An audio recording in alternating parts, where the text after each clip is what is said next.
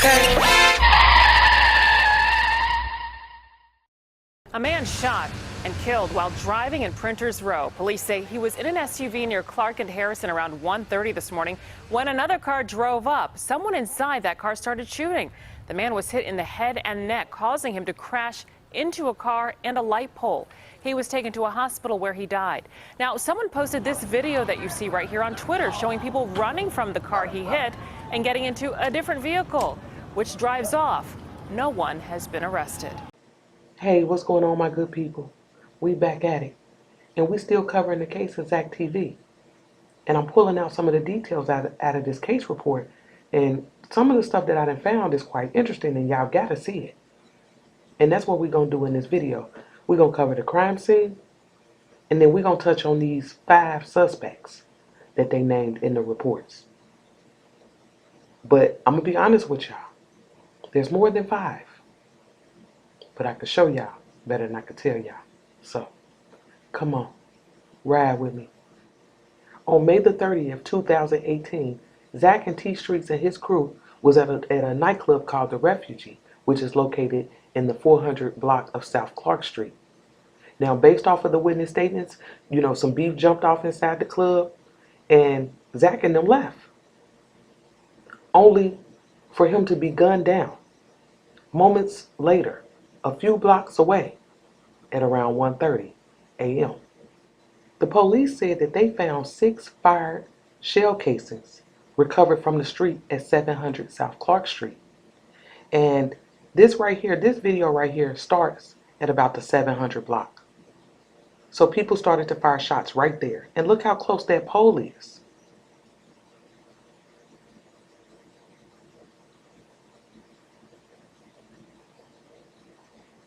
The pole is right there. And take note of the trees that's located next to this pole. That's where the crash was. Remember?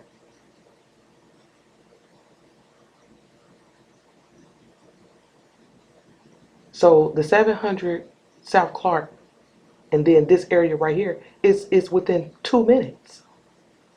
2 minutes. And then remember this high rise right here?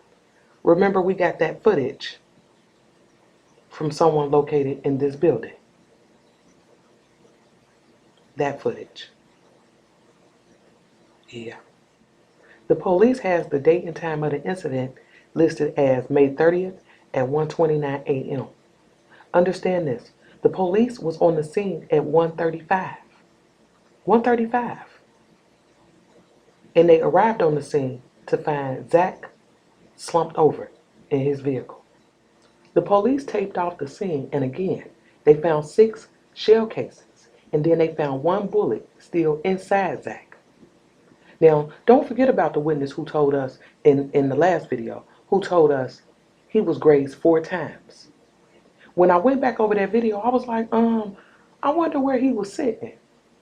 Because the pictures that they gave us of Zack's car, they showed us the 2 bullet holes in the windshield, and then they showed us these bullet holes in the driver's side door. So I'm like, where was dude sitting? Because he does not say in the police report. Now, I asked that question because when we first started to cover this case back in 2018, I initially thought, because of the 2 bullet holes in the windshield, that this drive-by shooting, the other vehicle was approaching them in the opposite direction. But based off of this witness statement, he said that when he looked in the direction of Zack, and we know Zack was the driver, so I'm assuming this guy looked to his left, a silver minivan was approaching. And he said he noticed that the front and middle passenger window was down. So that would mean these guys are traveling in the same direction, side by side, okay? And then when shots rang out, Zack crossed the center line and ran into that pole. And that's why when we look at this picture right here, Zack's car and that other car that was left at the scene, that Chevrolet, is on the wrong side of the street. They're on the other side now. During this investigation, the police connected 5 guys to that minivan that they suspected was involved in this drive-by shooting. They had Sean Davis, Charles Golden, Brian Snyder, Justin Kane, and Devontae Davis. There's also a guy listed in the report, but his name blacked out. And I really couldn't understand that because I'm like, they called out everybody else in the report. Why not him? So we don't know who this is. But at this point during their investigation, the police feels like he's a suspect.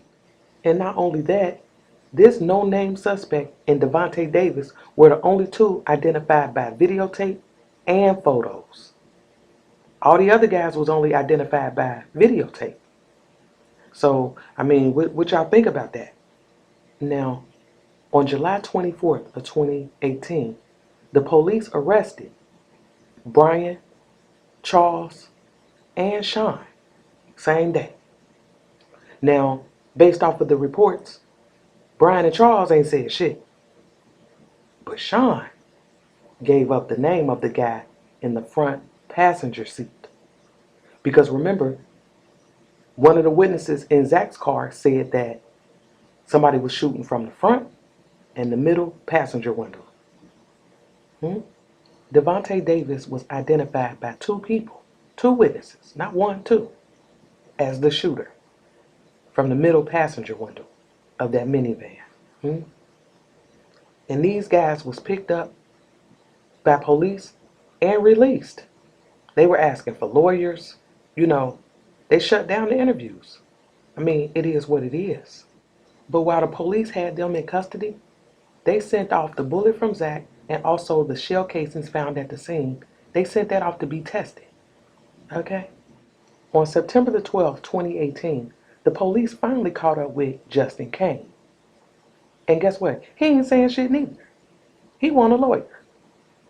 But understand this, he didn't have to say too much because in the report it said that the police said that the movement of his cell phone was consistent with the recovered surveillance video showing the path of travel for the 2018 Chrysler Pacifica.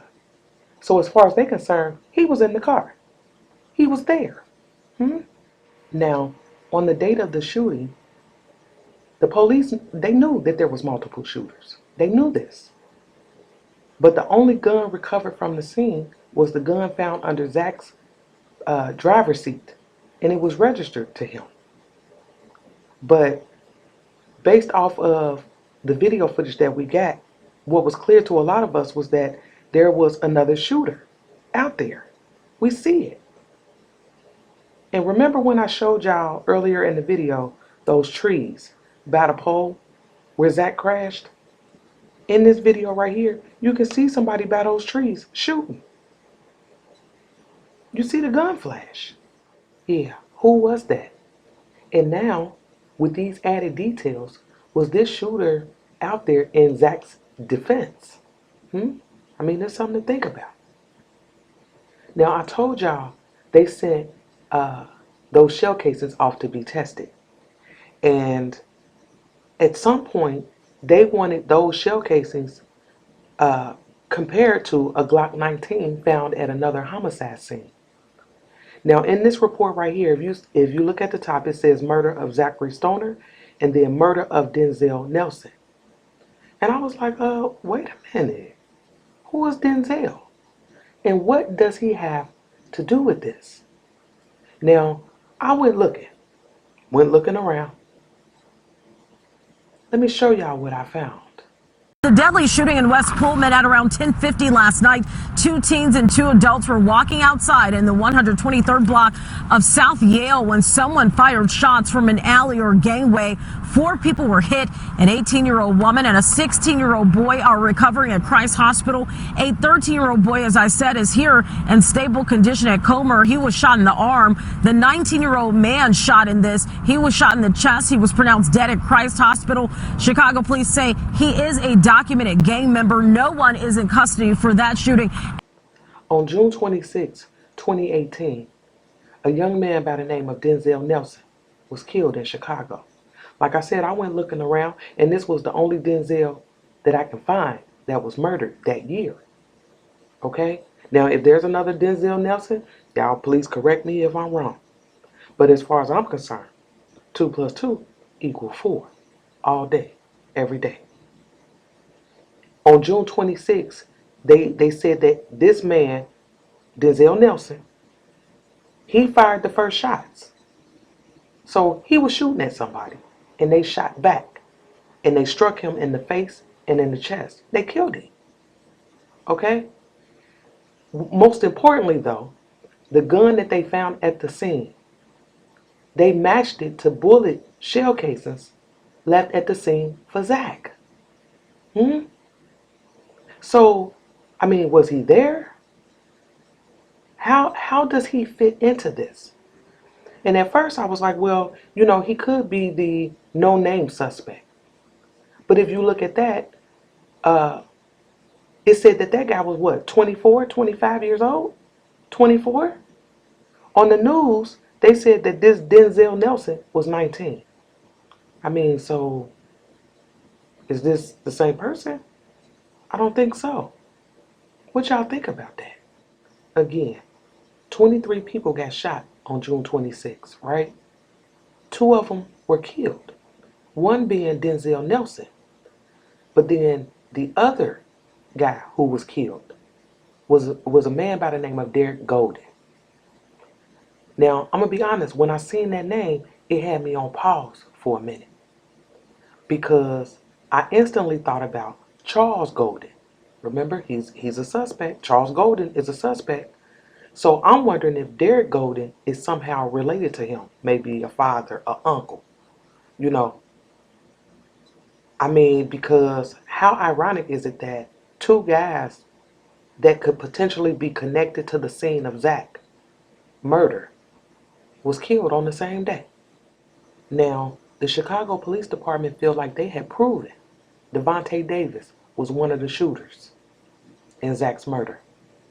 But first-degree murder charges were denied due to inconsistent witnesses and mutual combatants. And it's like they're killing off each other, is what it sounds like. I mean, is that a case of retaliation, maybe? Because don't forget, we're dealing with some gangs. And like I said, in this report, the police pointed out 5 people. And then we got the no-name suspect. And they connected all these people to that minivan. And guess what?